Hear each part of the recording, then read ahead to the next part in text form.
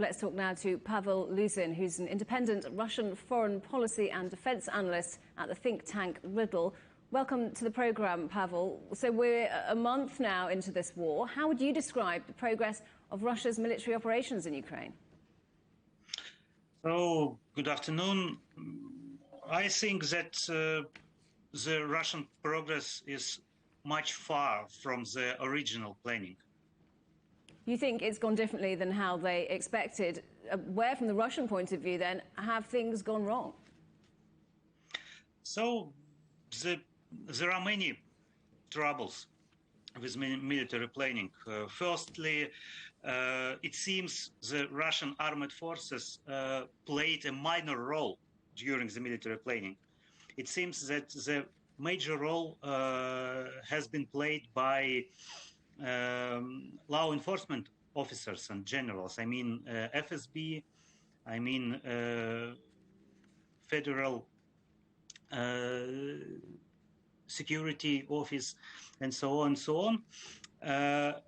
Secondly, the military planners completely underestimated the strength of the Ukrainian institutions, the strength of the Ukrainian civil society, and they also completely underestimated the Ukrainian culture and the Ukrainian ability to fight, the Ukrainian readiness to fight. And also these planners completely underestimated the situation within the Russian armed forces, because they thought, as I can say, they thought that the number of tanks, the number of helicopters, the number of aircrafts, and the number of missiles is enough. But they forgot about one very important thing, that people fight during the war, not tanks, not aircraft themselves, but people. And the relations within the Russian armed forces, I mean the relations within the hierarchy of the Russian armed forces, they prevent the Russian armed forces from the success at the battlefield. So do you think then that this is a conflict that Russia can sustain both in terms of equipment, but also when it comes to manpower within the army and public opinion at home?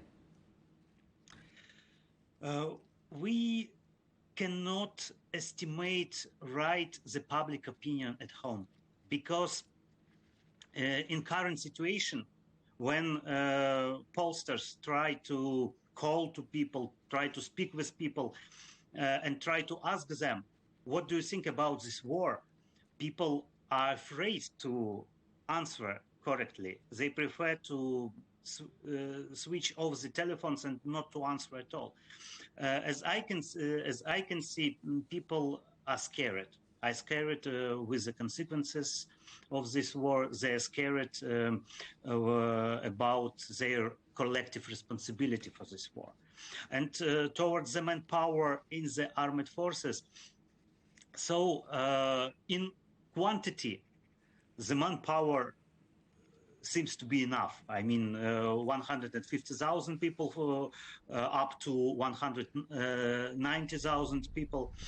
It seems to be enough, but the quality of these people, the education of these people, the education of the Russian military officers is poor, because they know how to drive tank, how to drive helicopters, but they don't know how to deal with people at the battlefield, how to deal with adversary society at the battlefield.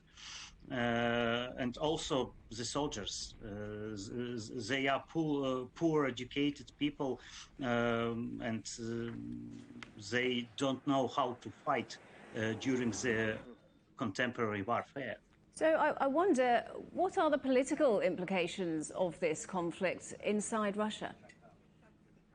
So the first purpose of this war was to destroy, to eliminate the Ukrainian statehood as it is, because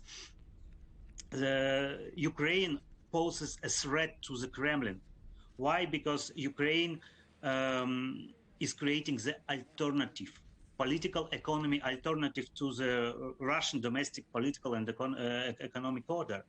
Ukraine is a democratic state, and Ukraine is trying to go towards the capitalism, towards the market economy, and the Kremlin is completely against the capitalism. It's an anti-capitalistic mentality, as Mises, Professor Mises said several decades ago. So Ukraine poses a threat to the Kremlin by itself, by its existence. And that's why the Kremlin started this war.